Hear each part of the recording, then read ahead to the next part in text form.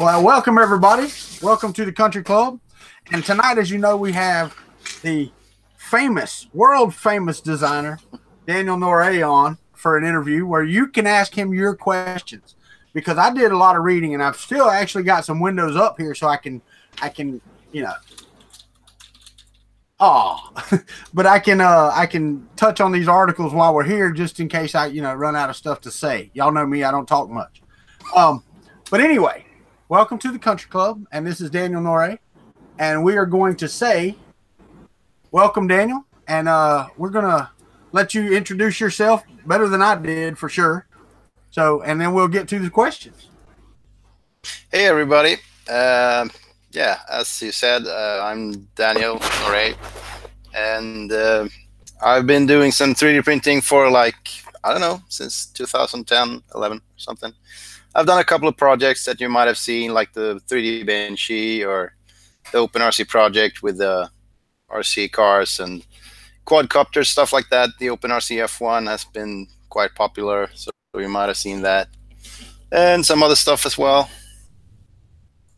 So yeah, that's basically what I do all the time when I'm not working.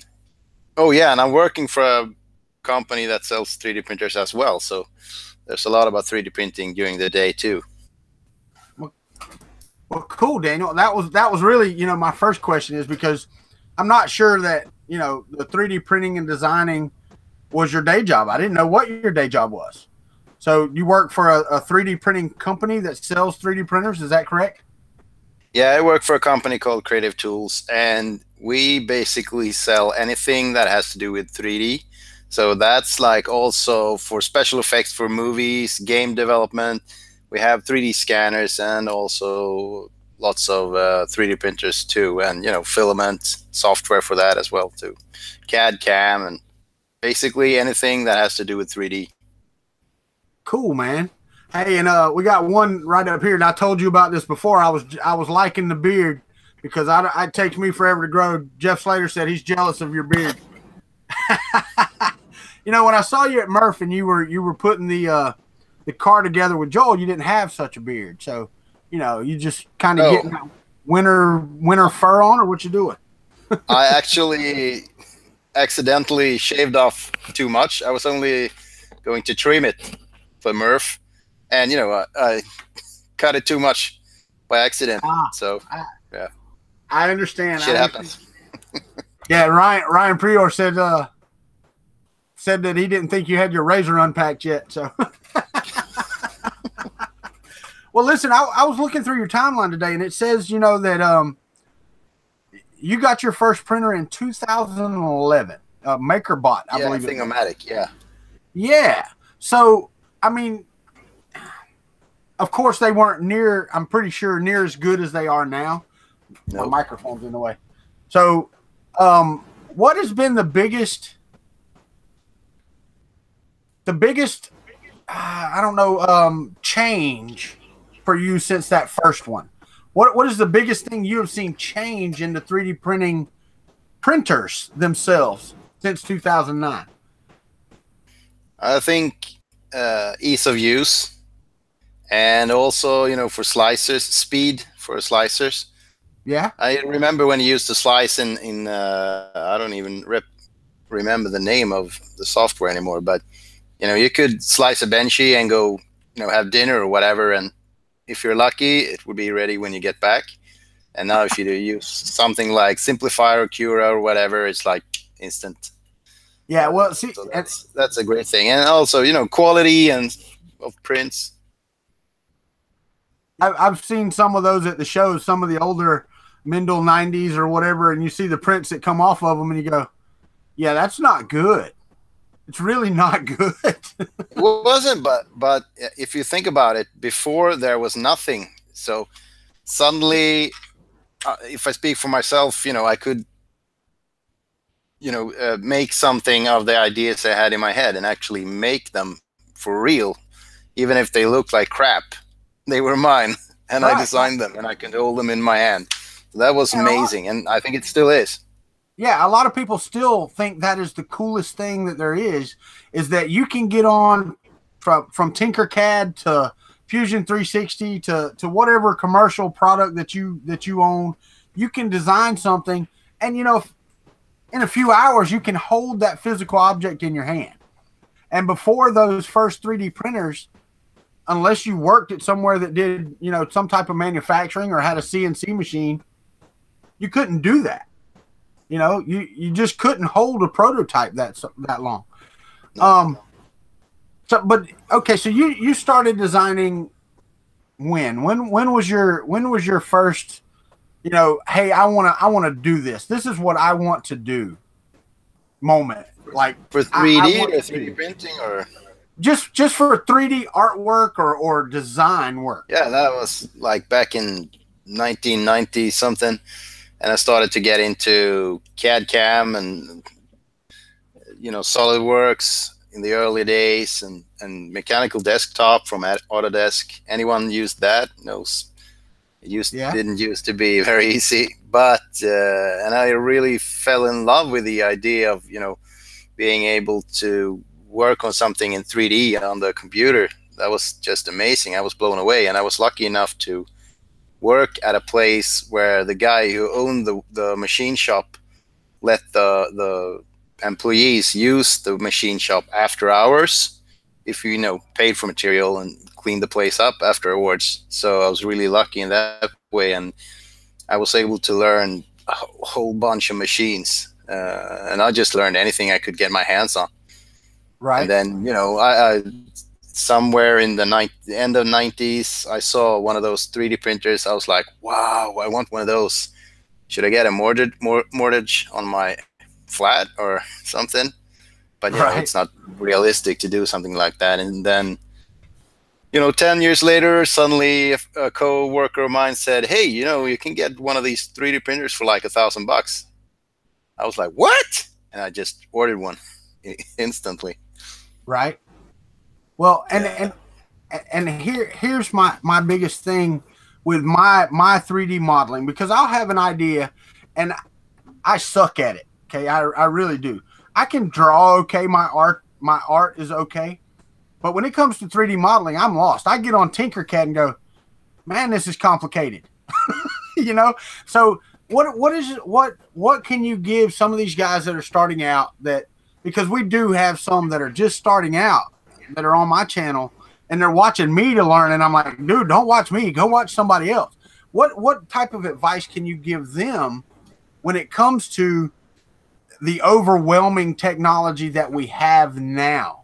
Because starting out, you had a couple of products you could use to 3D model in, but when the 3D printers were $1,000, you only had one or two of those you could choose from as well. So you didn't have this multitude of choices that we have now, or the technology. What motivates you to keep you going in this? What motivates me to keep going in designing stuff, or what? Yeah, like if you just say you get in a project and you get frustrated or you hit a roadblock, what's your drive to do that? Because most of your stuff is open source. So yeah. It's not like you're going, hey, I'm making $1 million a year off of these models I'm creating. What makes you continue on this open platform that anybody can have? It's 100% the community. 100%. Okay. Yeah, because without the community, I could just, keep all the stuff for myself. But what's the fun in that? It's like one guy prints it. I mean, one guy prints it, and one guy uses it, and Well, now when when you created the Benchy, okay? Yeah.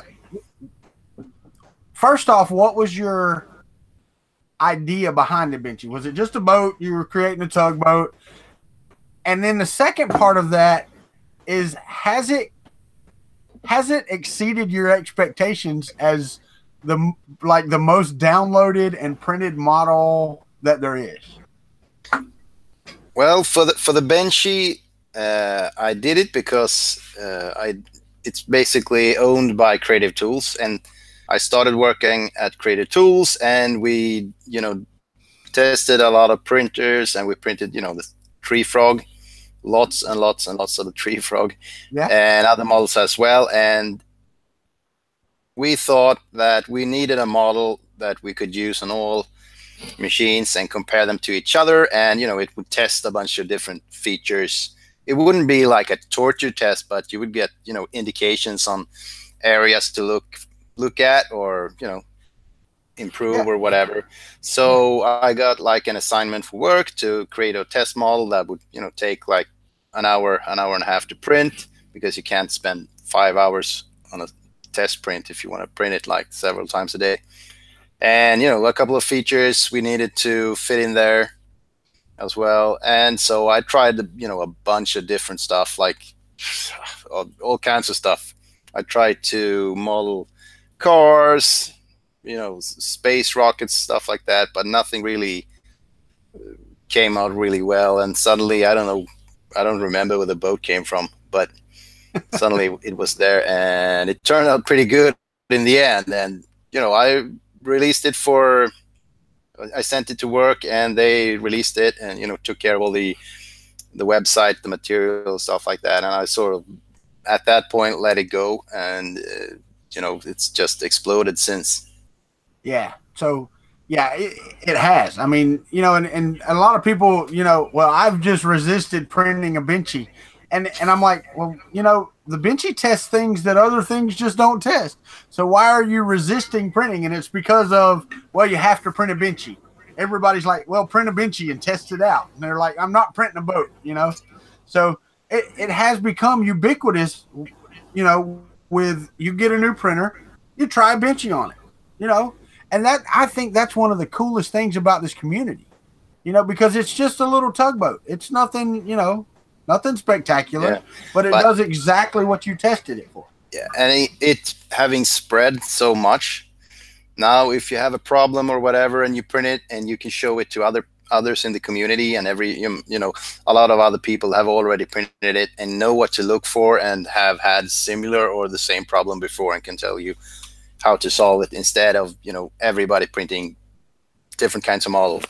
Yeah, no, that's exactly right. And we actually have the master of the Benchy in here. Mr. Chris Riley is in the chat right now. I don't know if you saw his name, but he's got a good question up here, and I'm gonna go ahead and ask you now. What was it like creating models targeted for ABS plastic, trying to compensate for shrinkage and curling, versus now with the more tolerant materials, for example, like your printed wrench? If you were trying to model that for ABS, you get the shrinkage and curling, but now you have materials that you can print it in that are pretty stable. It's easier for sure. Oh yeah. Well, yeah, that's the answer. It's just easier. In the beginning, when I bought my Thingomatic, the only thing I knew was ABS. So half of the stuff I've released is done with ABS in mind. But since then, I haven't printed a lot of ABS. But on the other hand, we print copolyesters, PET-based materials, PLA. But you also have like materials like nylons that will introduce quite a lot of shrinking as well too. So sometimes you have to take that into account. Even though I prefer to design, like the F1 car for PLA plastics, which will be a lot easier for for a bigger community. Right. Well, back in 2012, you did your first open RC project. That was the touring car, I believe it was. Yeah. And what was your initial thoughts with that? I mean, you're doing an open RC car, and you're just going, okay, I want to build a car that we can put some electronics on and drive around. But was there any other motivation, or was that just what it was? I wanted an RC. No, I started it because I got this 3D printer and I thought it was, amazing. I was totally blown away. I told all my friends about it. They were like, okay, sounds good, sounds cool, but what can you do with it? So I wanted a project that would show off, all these cool stuff that you can actually make, moving parts and some design work and a lot, a bigger assembly. And then I just thought, hey, an RC car would be perfect, to show off what I can do at home, something really cool. And so the touring car was like a test project for me to see if I could pull it off. And once I've done that and improved on it, I thought, hey, I think I can do something from scratch and adapt the whole design around, from 3D printing itself. And that's when the Truggy came to life. Dude, let me tell you, the Truggy's awesome. Because I live in the swamps of Florida, so anything that has to do with, like a truck buggy, that's just awesome to me. What you need to do is look at the monster trucks we have over here and design one of those. Yeah. But now we've moved forward. Okay, so you go through the Truggy. You did some Lego train tracks. You've got a whole plethora of models of different things. But I guess with the last Rep Festival with Murph, not Earth, but Murph, with the Open RC F1 car, I think that exploded even more so than any of the other Open RC projects, because it was, hey, design it and print it, and people are still doing it after the fact for sure. But then Joel Telling builds one big enough you can almost ride in it, and where do you go from here with the Open RC project? I mean, you're moving forward with quadcopters, or are you doing other things? What are you doing with those? I've done cars now, so I think I'm working on something new, and hopefully, we'll see more about that at the end of the summer. Okay. And I've done 2 quadcopters, one big and one of those race quadcopters. Maybe something else that'll fly in the future as well. Who knows? But I won't tell you more about that right now. Well, see, I got an idea. We could do a James Bond thing and have like a RC, like a sedan that's driving down the road, and then the rotors flip out and it becomes a quadcopter, and flies. Do it like a James Bondy transformer. Yeah. Sounds simple enough. You'll start, and I'll just, help out. Yeah, I can draw it on a napkin, and that's about as far as it would be for me. Filament Frenzy asked, what happened to the Guinness World Record? Did they ever get back to Joel with the biggest 3D printed RC car? I don't think he moved on that or asked them. We just talked about it. Initially, I read somewhere that you have to pay like a couple of $1,000 to do it, but I'm not sure you have to. But I don't think he asked them or anything. But I'm sure it's possible. But yeah, well, I'm pretty sure that would probably be the case. That it would be the largest 3D printed RC car in the world. It was pretty damn big. I haven't seen any others that are even close. So yeah, me either. I've actually one of my friends on here, Tanner 3D, does design as well. I actually mentioned one the other day that I would like to do. He didn't jump right on it though, so I don't know. He might not like my idea, but I want to print a go-kart. Yeah, lots of people want to print a go-kart. Yeah. What's that? Lots of people wants to print a go-kart. Well, we just need to design it and then 3D print it, put a motor on it, and go drive them. We can have a race at Murph of 3D printed go-karts. Together with Chuck's spool racer. Yeah, right. Well, it would be the evolution of the spool racer. Yeah, sure. All right, guys, listen, if y'all have any questions for Daniel, you can put them in the chat, or my Discord link should be in the description. I believe it is. I have a question for interviewees over here that you can ask your questions in. All right, so I have printed, and it says here that the 3D printed wrench reached 100,000 full downloads on Thingiverse.com. Yeah, it's quite popular. That's got to be awesome, man, to sit back and go, I did that. That's mine. Is that what you get? Because I built houses for a while, and when you finished, you could step back and go, you know what? I built that house. Is that the way you feel about your models? I mean, not maybe the numbers like that, but people posting pictures on Instagram or Twitter or Facebook of cars they've built or whatever, something else, the trains that I've designed. I mean, that's the best feeling ever when people post pictures and, you know, comments saying I love this project or whatever, that's, you know, the best thing. Right. Yeah. Okay, cool.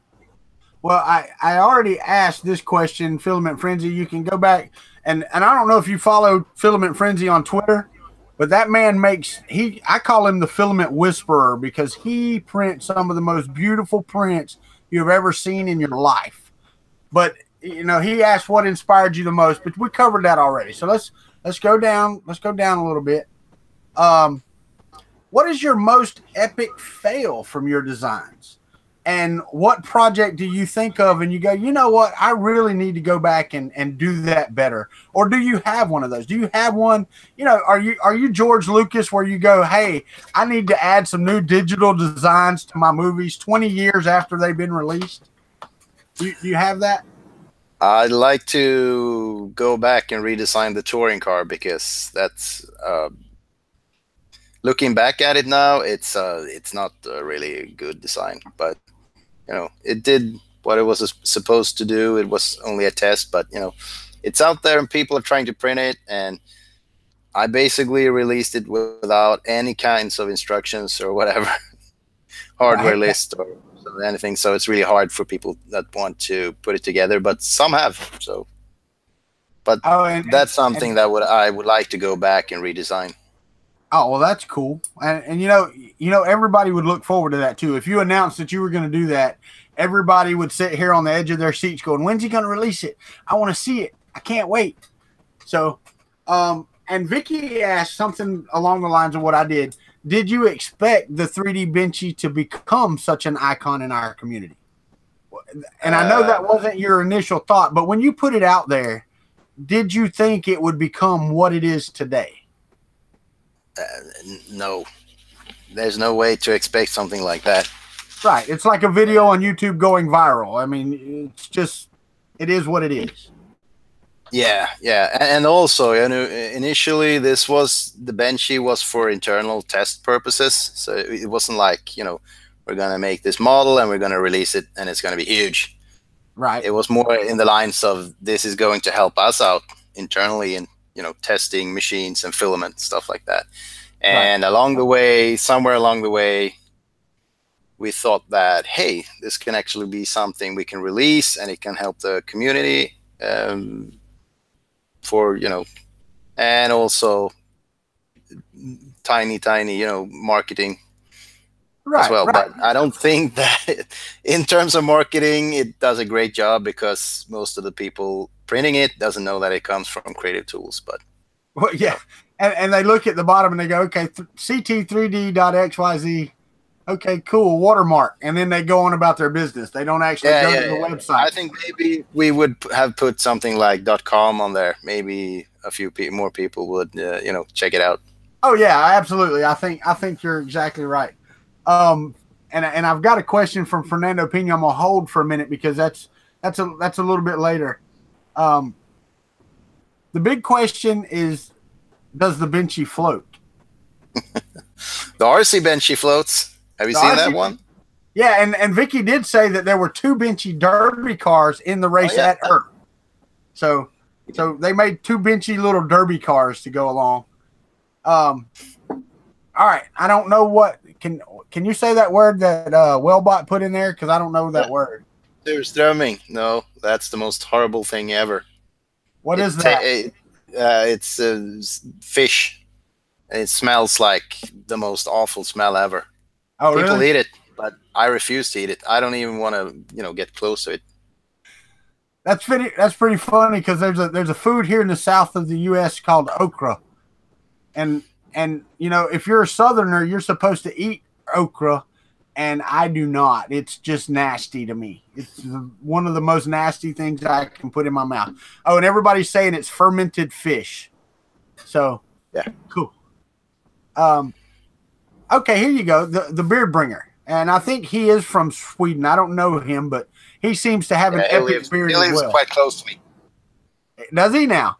Okay. So here we go. How does the Swedish 3D printing community compare to, let's say, the U.S. 3D printing community?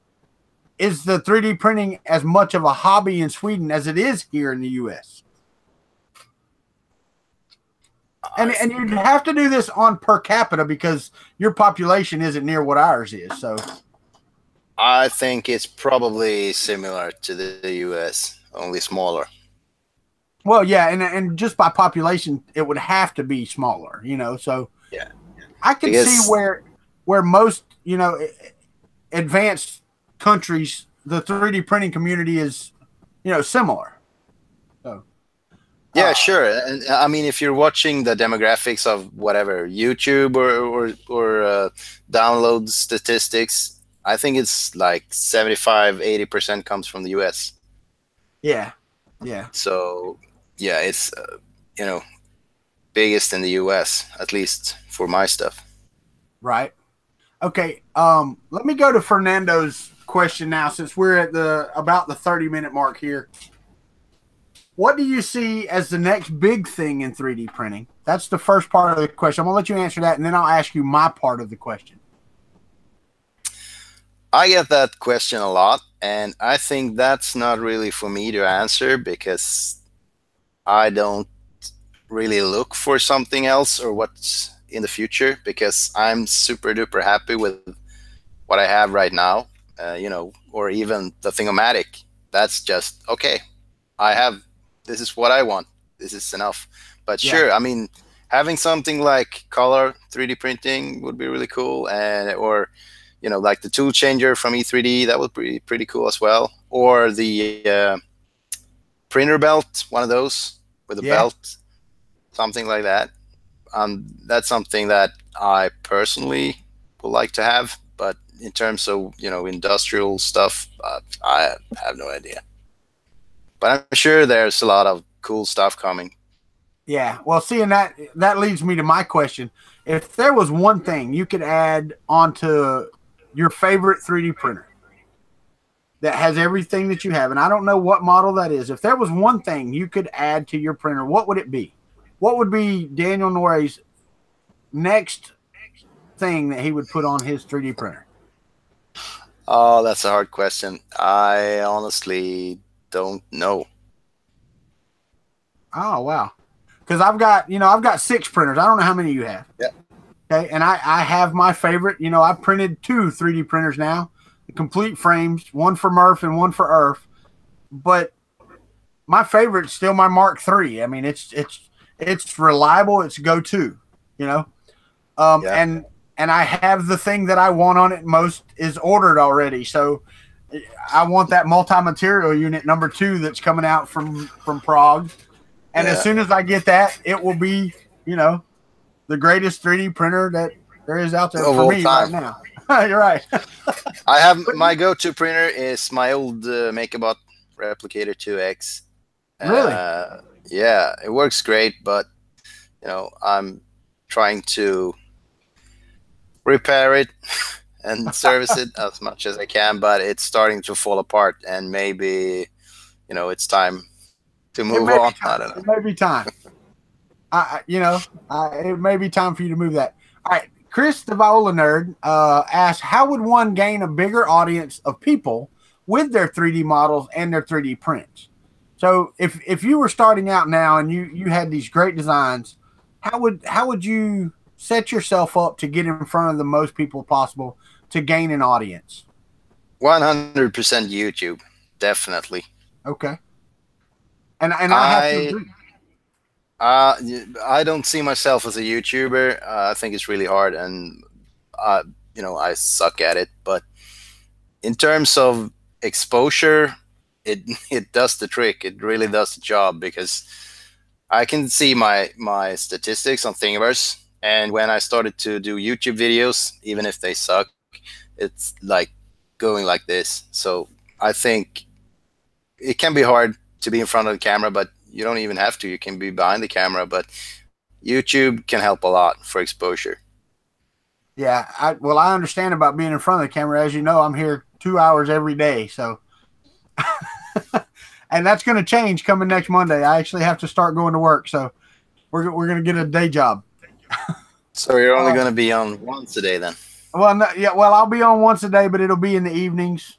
And then on the weekends it'll go back to morning. But anyway, all right. So we've got more questions. I got to try to get through these because you know it's late over there. It's not as late over here. Plus, I got in trouble. I didn't tell you this. I told you guys before this. Today is my granddaughter's 4th birthday, and unbeknownst to me, they had scheduled a family get together at 6:30. So they're all in there waiting on me to get done. So, okay. So when you're designing something, how do you decide when you're done? You're done. Stop iterating. Stop trying. It's finished. When I'm at the goal, I usually set up goals for what I want to do.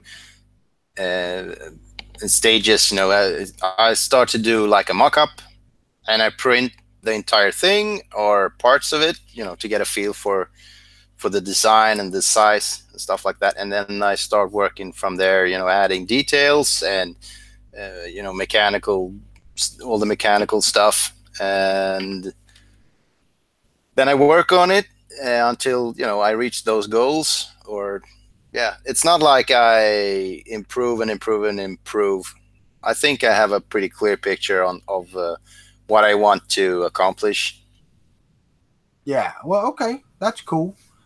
I always just open up a canvas and go, okay, what can I create? And I never have a goal. That's probably my reason for stopping modeling, because I don't have anything in mind that I really want to model.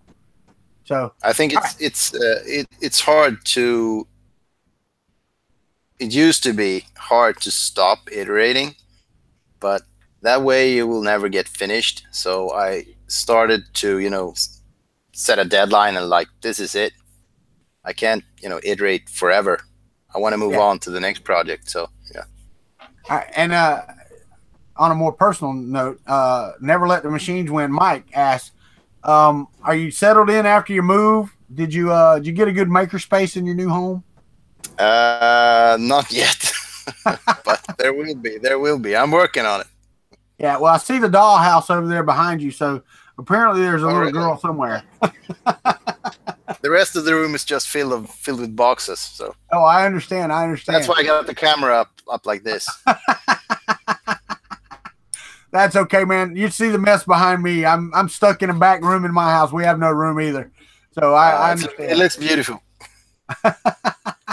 Well, Chris Riley asked, what was your favorite project at the Sweden 3D meetup? What was your favorite thing you saw there? Ooh, I think maybe the most fun thing that I didn't expect would be such a cool thing was the RC Benchy. Yeah? There were a lot of printing projects and a lot of cool projects, but that was like I had only seen it before on pictures, and I was like, wow, this is really cool. Yeah. Well, so, but you know, too many projects to mention. They were all awesome. And the hang printer, of course, the hang printer. Oh, go ahead. That's a favorite. Sense of pride, you know, to get there and say, okay, well, you've taken something I've done and you've moved it along, and it's just cool. You know, it's just cool to see that type of stuff. Yeah, and I think it's important to add that, you know, he basically remodeled the whole thing. So it's not like he just took it and scaled it up. He put in a ton of work on that thing. Yeah, I can imagine. Because to me, you know, this as a model, it's kind of top heavy and stuff like that for floating, and so he had to have done some things to make it work like it should. Yeah. But, you know, other than that, there were a lot of cool projects. And, of course, as I said, the hang printers, that's a really special product, a really cool, that I would like to build one myself, if I had the time, though. Mine's not really the time. Mine's the room. Where do you find a room where you can just hang a printer from the ceiling? If I could just get rid of all the boxes. I've got a garage I can put it in. Florida, we don't have basements here because our water is so low or high under the ground. We don't really have basements in Florida, so we don't have those extra rooms. You can build one in the garden, a huge one. There you go. Build it outside.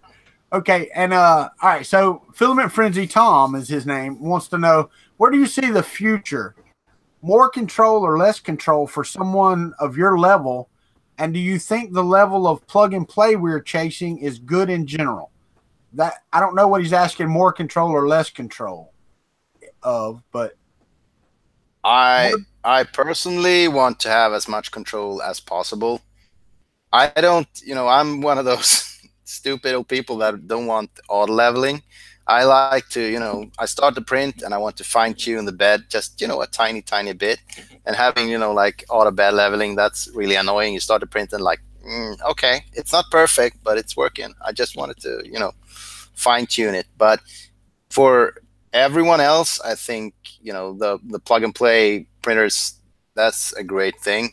The easier, the better, or at least it's important that the alternative is out there for those that need it. Yeah, you sound like another friend of mine, Mr. Chris Riley. When he got his Mark III, he's like, that was too easy. That was absolutely too easy. Yeah. And then he's had it for, a week or two or a month or whatever it is now. And he's like, dude, that's just so cool. You just hit the go button and it goes. But, all right. So let's see what we go on down here. Question. All right. What's the best way to support Daniel Noree? What is some way they can get you support? Patreon, buy you a coffee? You can do that, but I mean, there's a Patreon page. You can use that if you want. But I think really just, if you download something I've designed and print it and enjoy it, and post pictures or whatever, I think that's the best way to support me, and I appreciate it a lot. Well, and it does. It helps you get your models out there, and then that in turn lets you get in front of people to explain, like you're doing now, about 3D printing and what you feel and how you do it. And I think that's one of the biggest things. The schools here in the U.S. more so now, I think, because last year our school here in our little bitty county bought a couple of 3D printers. I think we have 3 in our whole county here for the school system. But kids are getting to see that now. And I think that's important, because without people like you getting stuff out there and getting designs out there and the proliferation of the hobby community, I don't think that would be the case. I don't think that would be where we are today. So I think you're right. I think that is great. And don't get me wrong, they can go to your Patreon page, they can buy you a coffee, they can do whatever if we can have those links. But I think it's fantastic that your stuff is open and people can use it to further 3D printing. All right. Now Martin wants to know if you're coming to Iceland, and if so, y'all need to get together and have some food. That would be awesome. I was in Iceland 2005. So it's been a couple of years. That's an awesome place, and I'd love to come back someday. And I will definitely reach out to Martin. Well, it ain't that far from you, Sweden and a couple Iceland, of hours flight. There you go. Yeah. Now, what's your? Do you have a planned trip back to the United States for a show in the works? I've been dreaming of doing like a West Coast road trip, sort of, starting from San Diego, working my way up to Canada. But that's like a dream trip. But in terms of plans, I'll definitely coming to Murph. Yeah, at least it's a plan. Yeah. Okay, cool. So I mean, at least I'll get to meet up with you there, because we'll probably be there too. I don't know that I'm bringing printed printers this time. All right. Apocalypse Survivor asks, what dream project are you unable to create due to the limitations of available materials or machines?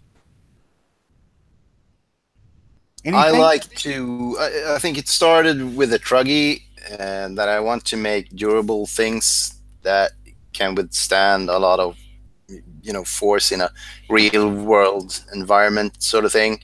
So right now I'm working on things for my downhill bike. Like this is like a chain thing, guard, whatever.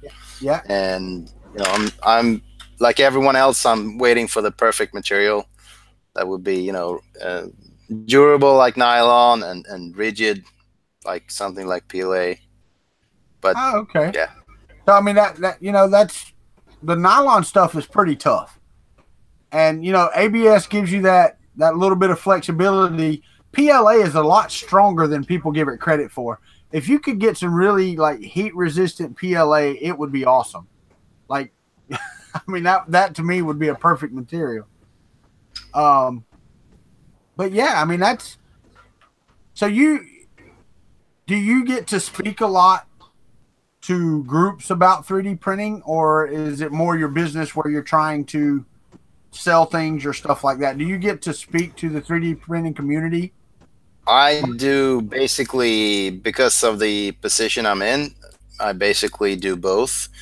So sometimes I do presentations about, mostly specifically about the OpenRC project, and, you know, creating a global sort of community around it. And that's, you know, one of the things I present for me personally. But through work, I do all kinds of presentations.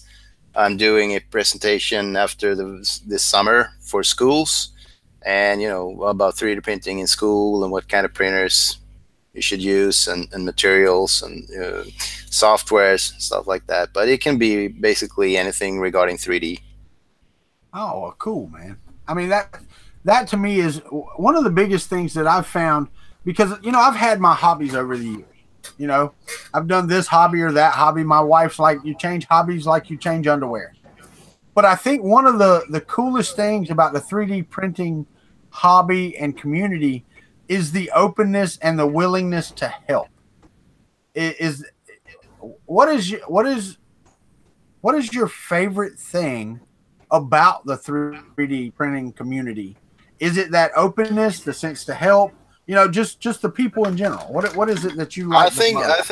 I think both, because, you know, I'm part of several, you know, like everyone else, different communities around hobbies or work or whatever. And I think the 3D printing community to me is more like a family.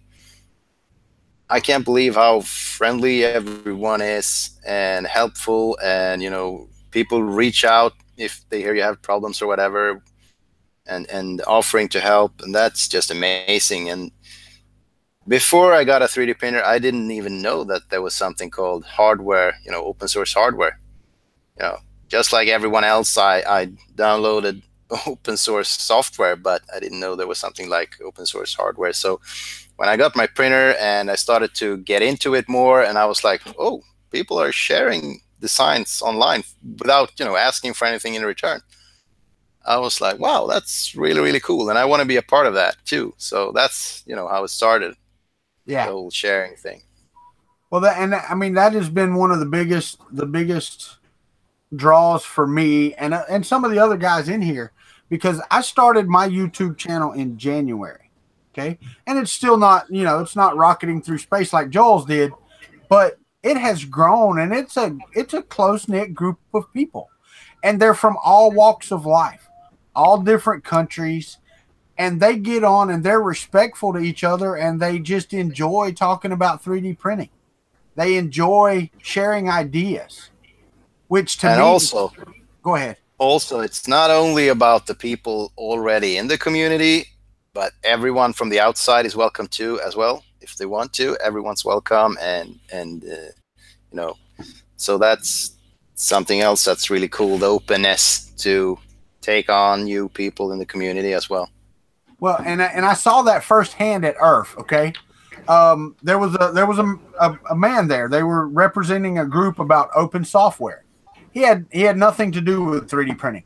He'd never heard of the 3D printing community. He'd never seen any of that. He was telling me, and I've got an interview coming out as soon as I can get it edited. He was telling me that it's amazing how open and inviting the 3D printing community was, even to him, even though he wasn't even a 3D printer guy. So when he left Earth, he's like, no, I got to have a 3D printer now.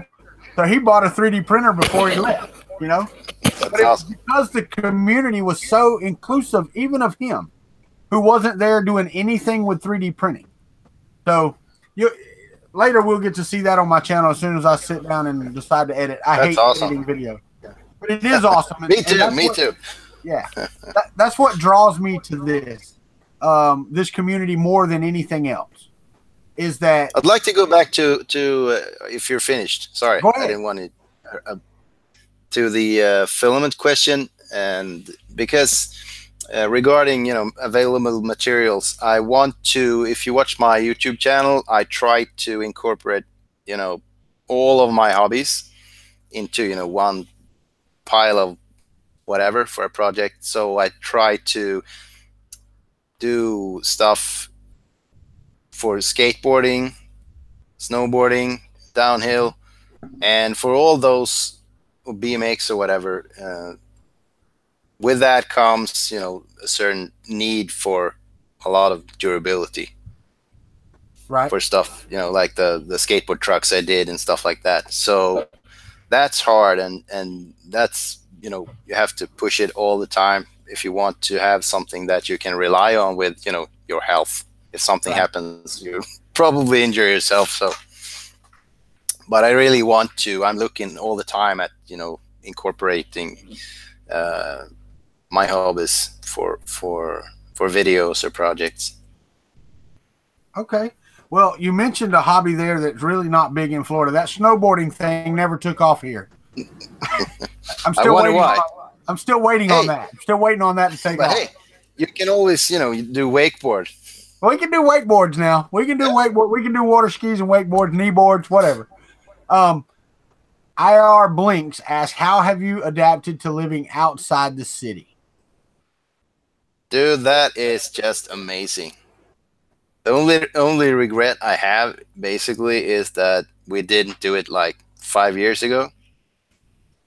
But I love this place. I just walked up the local ski slope and watched the sunset, and like, this place is paradise. I love it here. Yeah, and I live in a very small town.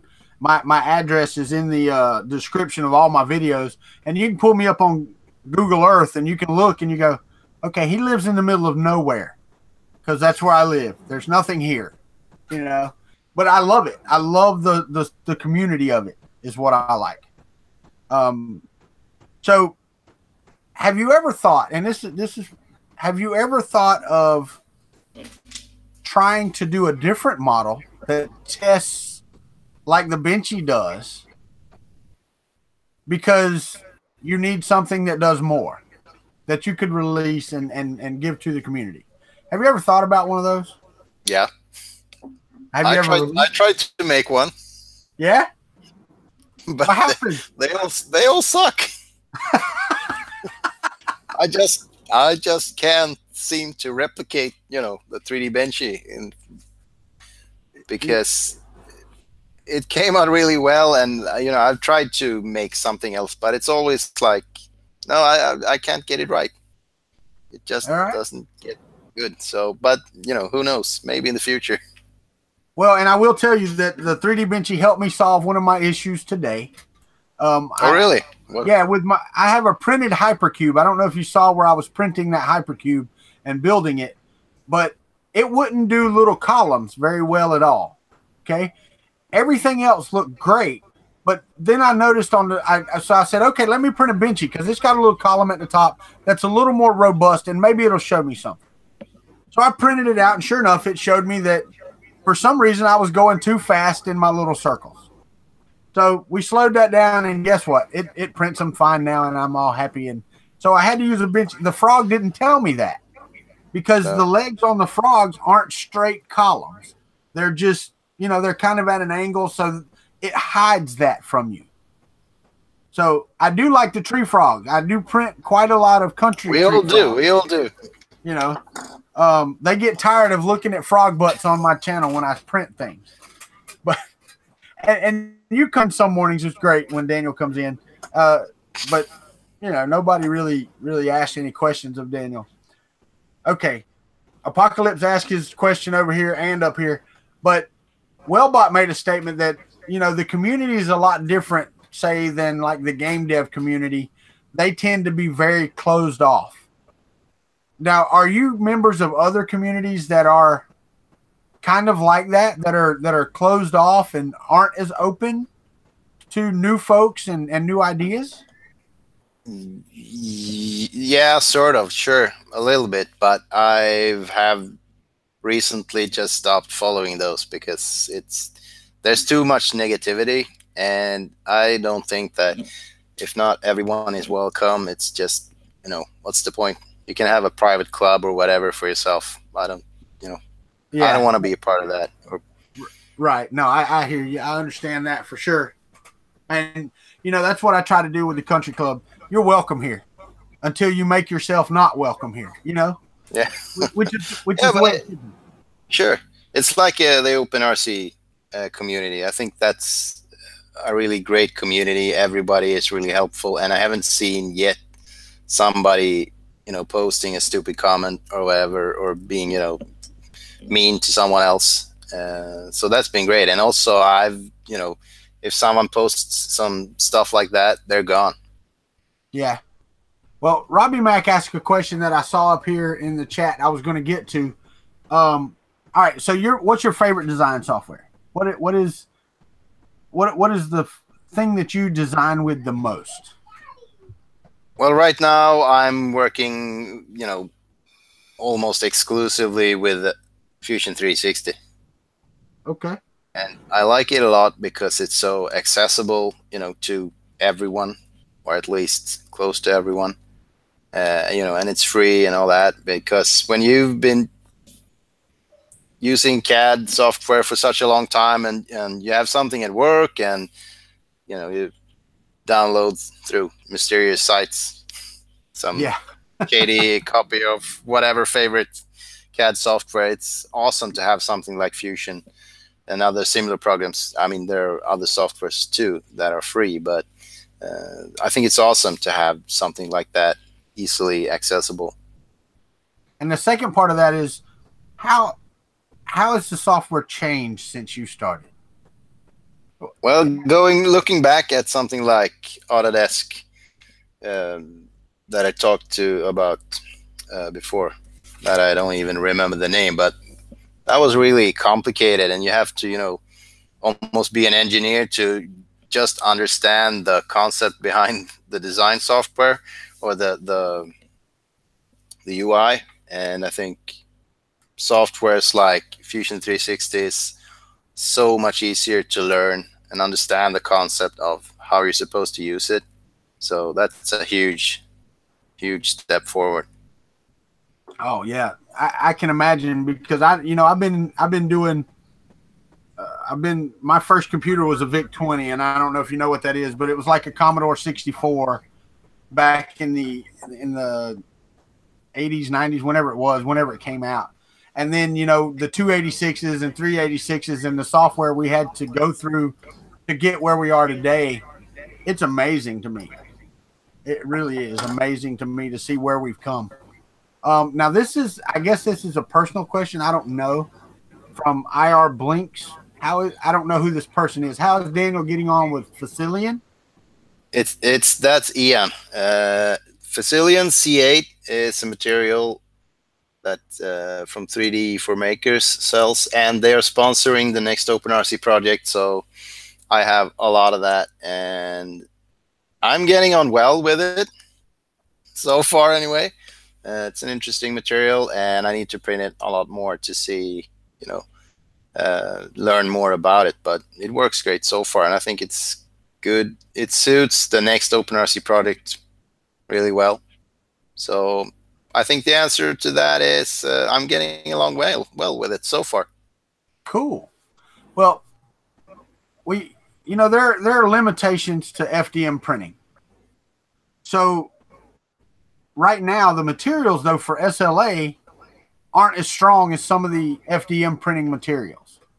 But do you have any projects of yours that you would just rather print in like an SLA style printer just to make it look as good as it can, or are your models more functional so that you need that strength that you don't really get from SLA prints right now? Usually it's about strength, but I would love to print my train model in SLA, Yeah. It has a lot more detail, and that would be, a perfect project for that. So if I ever get a SLA printer, I would probably print a model train with it, or something similar. Somebody, asked how they could support you. Daniel needs an SLA printer, so we need to get him one. Wellbot said there's some very strong resins available, but is there anything out there that compares that you know of with, say, some CEP or nylon filament in the SLA resins right now? I'm not really. I'm not very. I don't know a lot about the new materials for SLA, but I think the Moai, the guy behind Moai, Mark, I think he has some new. He showed me at the Murph quite strong material that reminded me of nylon. So he was going to print the front spoiler for the F1 car in it. Right. Yeah. So we'll see. But I think that looked really, really promising. Now, see, you talked about snowboarding earlier. Have you printed your own snowboard yet? The whole snowboard? No. So far, it's only been the straps. But that's been an interesting test because I printed the straps in like 5 different materials, and I put them out in 20 below Celsius, and the results are pretty interesting. Like materials like nylon and TPU, they didn't hold up as good as a copolyester flexible copolyester was the one that held up best. So I think that's pretty interesting because I didn't expect that to happen. Right. Yeah, it's kind of like Gear Down for What. He was using, he printed some gears for a truck. Yeah, that was awesome. It was awesome. And then somebody came in and go, well, why don't you try this material? And he's like, oh, I've already took the truck to the junkyard. Yeah. Couldn't try it, Next truck. Yeah, next truck. We'll try it again sometime. But guys, I'm asking the community now. Do y'all got any more questions for Daniel Noree? Because we're coming up on our hour. I try to keep these to an hour, Daniel, because I want people to be engaged. And we can sit here and talk about different aspects and stuff. But it's late where you are. What are you, 6? Are you 6 hours ahead of us? I think it's 1:30 in the morning. Yeah. So it's 6 hours ahead. So it's 1:30 in the morning for Daniel. He's probably getting tired, and he's got to work tomorrow too. So I'm on vacation actually, so I can sleep in if I want to. Never mind. Yeah. Hell, we'll just grab a beer. That's why I'm having a beer. We'll keep drinking, right? What do you drink? What is that? What is that beer you're drinking? For this occasion only. You drunk Coors Light? Yeah. I wouldn't even drink that. That's what you drink when you get interviewed by Americans. No, come on, man. The oldest brewery in America is Yuengling. Next time. Or maybe at Murph. There you go. Yeah, because if Dave Gaylord's there for Matter Hackers, he's going to have some Yuengling because that's his favorite beer too. Oh, really? I didn't know that. Yeah, he had some at the last Murph, and I was like, who brought the Yuengling? They're my hero. So, all right, so here's one. Wellbot asked another question. Have you ever tried printing something with a layer of flexible stuff in the middle to try to give it a bit more like flex or shock absorption? No, I haven't. No? I've tried to mix materials, but not for that kind of application. I haven't. Now everybody's saying you can. They'll bring you some Yuengling at Murph. I'm looking forward to it. Well, this was, and I don't know if it was your first Murph or not. I only heard about Murph maybe 3 months before I went. I'd never heard about Murph before that. So it was kind of a shocking thing for me to get there and see the community like that. I had been to a small maker fair, which you've been doing this since 2011. So, you've seen quite a bit more. Okay. But to me, that was probably one of the most awesome things I've ever seen. I agree. Because of the number of 3D printing innovations that were there, just the 3D community as a whole, even, hobbyists that come up with their own ideas that were just so awesome, you know. And then we just had another one, you know, Earth was the East Coast Rap Festival. Now it was not as many people, okay, but it was still just as cool to hang out with the guys that all they do is 3D print. Yeah, you know? And it's the first year as well, so it's only gonna get bigger. It will get bigger. Hopefully they'll spread it out so it's not, you know, so soon after Murph. Now you went to 3D. What was it? 3D printing Sweden? Was that it? What was the name? 3D printing meetup. Yeah. Yeah. So, and that was the first. Was that the first one of those? No, that was I think the second one, or even the third one. Okay, because it looked quite large as well. Yeah, I think they grew it, made it a lot bigger than last year. So that was a big jump this year. Yeah, and you know, it's hard. Like me, I went to Murph, and it's a 16-hour drive. I went to Earth, and it's a 16-hour drive. If I go to 3D printing Sweden, it's a 16-hour flight. So I'm like, I just can't get away from 16 hours. Somehow or another, I'm going to do 16 hours in a vehicle. So, but I also talked about it. Would you like to see more in Sweden, or is once a year okay? I mean, you always want more. So twice a year would be nice. But well, yeah, but you also have to balance the availability of it, because you don't want to dilute the event. Is what I've been. No, sure. You know, because everybody, we go to Earth and we go to Murph and we're like, hey, we need one on the Gulf Coast. We'll call it the Gulf Coast Rap Festival or something, for the Southeast Rap Festival or something. And I'm like, you know, we really don't. We need to centralize the one or two that we have, so that they're, you know, equidistant from everybody. But everybody wants more. You leave and you're like, oh God, I hate it that it's over, because it's only a couple of days, you know. Yeah. So, but I think go ahead. like once a year, like with the Midwest Rap Festival, it's kind of like a family reunion that you look forward to all year long. Yeah, you do, but if you get, you know, 4 or 5 of those around the country, then it doesn't become that family reunion. Oh, not sure. And you get people that just stop traveling to the further away ones because they have one close coming up. Yeah. But we should have like one in the US and one in Europe. That's it. There you go. And we all have to go to both of them. Yep. Absolutely. Yeah, and did you make it to the Prague Maker Fair? It was there first. Did you make it to that? Nope, I didn't. Filament Frenzy asked, do you have a maker coin? I have a Benchy. You have a Benchy. That's his maker coin, Tom, and it's probably the most famous maker coin in the world. Oh, I haven't, not yet, but I've thought about it. So who knows? Maybe in the future. Well, they, you know, and I think that Angus did it just as a test for new printers, and it just kind of took off. Everybody's like, "Oh, cool! We can exchange coins with each other like the Girl Scouts do." Yeah, I think it's a nice idea. It is. I like it. It's not bad. I need to make a coin. But okay, guys, if y'all don't have any more questions, that's I'm gonna let Daniel, you know, tell you how he can get in touch with you. I'm gonna try to get all those those things in the description. I've got the DanielNoree.com link right now. Filament Frenzy said he wants to design you a coin, by the way. Awesome. But okay, so take it away, Daniel. Tell them how they can get in touch with you, the best way to support you and do your thing.